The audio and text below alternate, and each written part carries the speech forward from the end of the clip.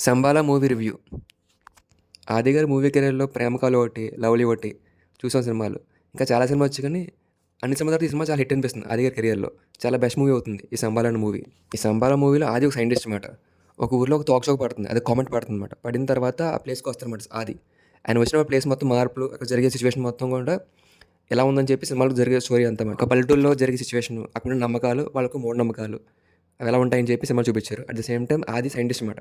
తను ఎటువంటి దేవుళ్ళని నమ్మడనమాట. ప్రతి సైన్స్ అనుకుంటాడనమాట. అలాంటి ఆది లాస్ట్‌లో ఎలా మారాడని చెప్పి సినిమా కాన్సెప్ట్ ఉంటుంది చాలా వరకు. కొన్ని ప్లేస్‌లో వచ్చి మన 'విరూపాక్ష' మూవీ ఒకటి, 'జాంబిరెడ్డి' ఒకటి టచ్ అవుతుందన్నమాట కొన్ని పాయింట్స్‌లో. కంప్లీట్‌గా కాదు, కొన్ని సింక్ అవుతుంటాయి. కానీ సినిమా కూడా బాగా తీసుకొచ్చారన్నమాట లాస్ట్ వరకు. మనలో ఉండే కామ, క్రోధ, లోభ, మదమాత్సర్యాలు ఎలా ఉంటాయి, వాయి ఎక్స్‌ట్రీమ్ కండిషన్‌కి వెళ్తే మనుషులు ఎలా బిహేవ్ చేస్తారు. ప్రతి మనిషి రాక్షసుడిగా మారిపోతారన్నమాట. అన్నీ ఎక్స్‌ట్రీమ్‌కి వెళ్ళిపోతాయి. ఈ ఎమోషన్స్‌ని మైథాలజీలో తీసుకొస్తారన్నమాట సినిమాలో. అంటే దేవుడు కనెక్ట్ చేసి ఒక రాక్షసుడికి దేవుడికి యుద్ధం జరిగితే నెక్స్ట్ ఏం జరిగింది, అక్కడి నుంచి ఎలా వచ్చారు రాక్షసులు అని చెప్పి చిన్న కాన్సెప్ట్ తీసుకొచ్చారు సినిమాలో. బాగుంది సినిమా.